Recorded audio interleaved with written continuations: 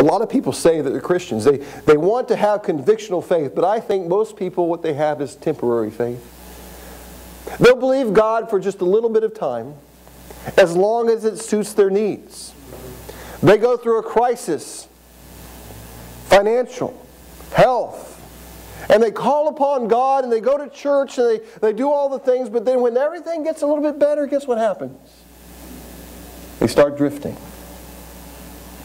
So mothers, it's a convictional faith. I believe Lois and Eunice had a convictional faith, a God-centered faith.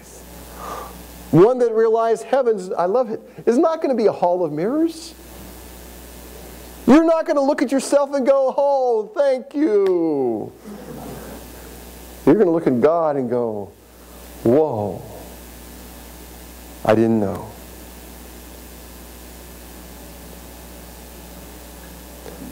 But their faith was not only just convictional, that convictional faith was communicable. They taught it. Look at verse 5 again. It says, I am mindful of the sincere faith within you, which first dwelt in your grandmother Lois and your mother Eunice, and I am sure that it is in you as well.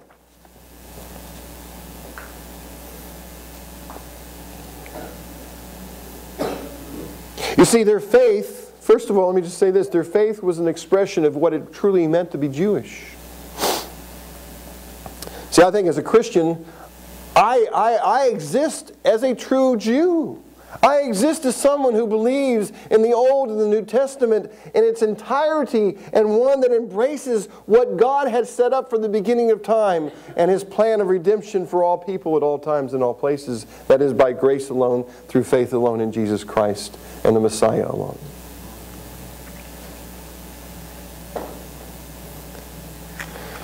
You see in Revelation chapter 2, or not Revelation, Romans chapter 2, if you want to turn there just real quick, Romans chapter 2.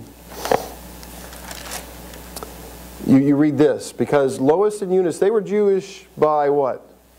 Timothy was Jewish by, he had a Greek father, but he had a mom and grandma.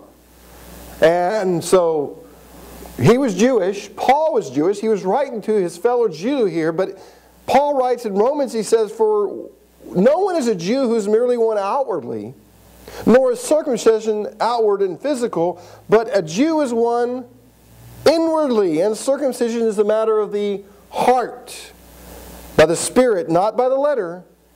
His praise is not from man, but from God. See, Timothy was made, and some people call it completed, however we term it, Jew. But then it says in chapter 3, verse 14, it says, however, continue in the things you have learned and become convinced of, knowing from whom you have learned them. And basically his mom, his grandmother, communicated these things to him at an early age. There was education. There was teaching. There was discipline. And you know, a lot of times we want to know stuff, but we don't want to discipline our lives to know it. A lot of people want to know.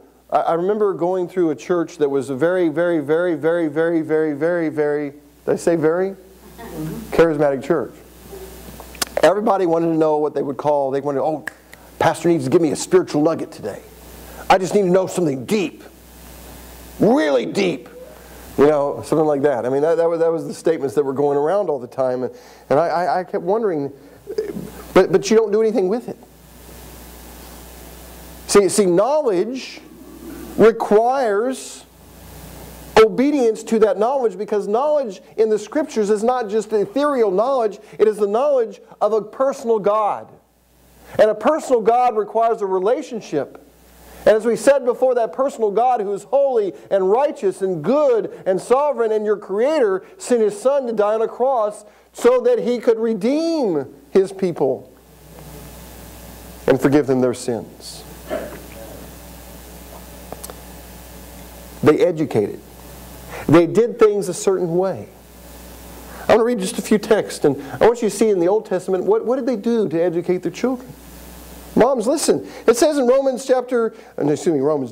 chapter 4, verses 9 and 10, it says, only give heed to yourself and keep your soul diligently, lest you should forget the things which your eyes have seen, and lest they depart from your heart all the days of your life, but make them known to your sons and grandsons. Remember the day that you stood before the Lord your God at Horeb, and the Lord said to me, assemble the people to me, that I may let them hear my word, so that they may learn to fear me in all the days they live on the earth, and that they may teach their children. I'm going to read a few more. There is, I think, a beneficial emphasis today in many churches. It sometimes can be overblown. Any emphasis can be misused. But it's called family integration. And a lot of people will want to say that one of the things we've done in our churches is taking the place of the family and the role of the mom and dad in disciplining and educating the children. Now, we believe that a Sunday school can help children, can help develop children, help the parents especially educate the children. But the ministries of a church is not the ultimate thing without the family. Families are important in the education of the children. Families need to teach the Bible to their children. It says in Deuteronomy chapter 6, listen to this. And these words which I am commanding you today shall be on your heart, and you shall teach them diligently to your sons, and you shall talk about them when you sit in your house, and when you walk by the way, and when you lie down, when you rise up, and you shall bind them as a sign on your head, and they shall be as frontals on your foreheads, and you shall write them on the doorpost of your house and on your gates. Then it shall come about when the Lord your God brings you into the land, and He swore to your fathers, Abraham, Isaac, and Jacob, to give to you great and splendid cities which you did not build, and houses full of good things which you did not fill, and hewn cisterns which you did not dig, and vineyards and olive trees which you did not plant, you shall eat and be satisfied. Then watch yourself, lest you forget the Lord your God who brought you out from the land of Egypt, out of the house of slavery. You shall fear only the Lord your God, and you shall worship Him and swear by His name. You shall not follow the other gods or the gods of the peoples that surround you, for the Lord your God is in the midst of you, a jealous God. Otherwise, the anger of the Lord your God would be kindled against you, and He would wipe you off the face of the earth. It's important. Moms have a special role in the education of their children. I mean, dads can do some, and they do it, but the role of a mother is different. It's just different. They spend the majority of the time with the children, many times.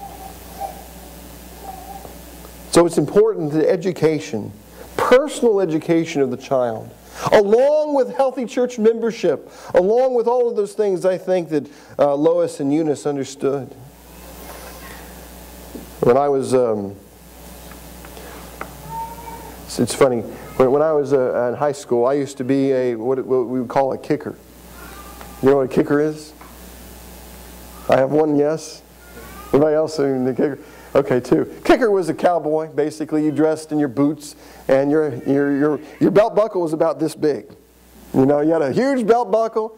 You either had your kind of skull in your back pocket, or you didn't. I mean, it just depended. And at school, they didn't allow you to wear hats. But other than that, you did that. And I started listening to country western music. And it was amazing. You know, country western music is about, the girl that got away or something like that. But one of the themes in country western music is mama. Mama is a theme in country western music.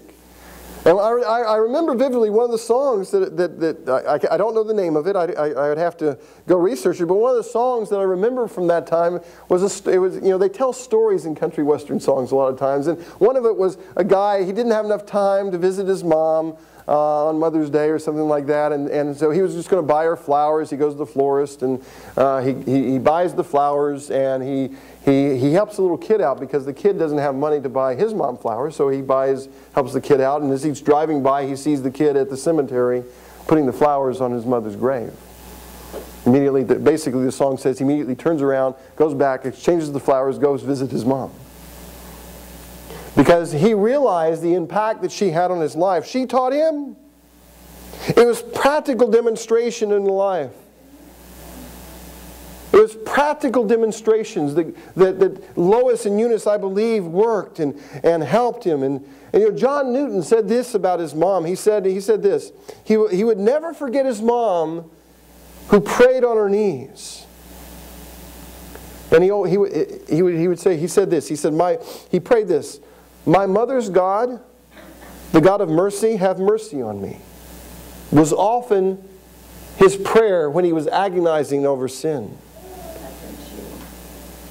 Susanna Wesley made her son John. She prayed fervently for him, and she's called the mother of Methodism.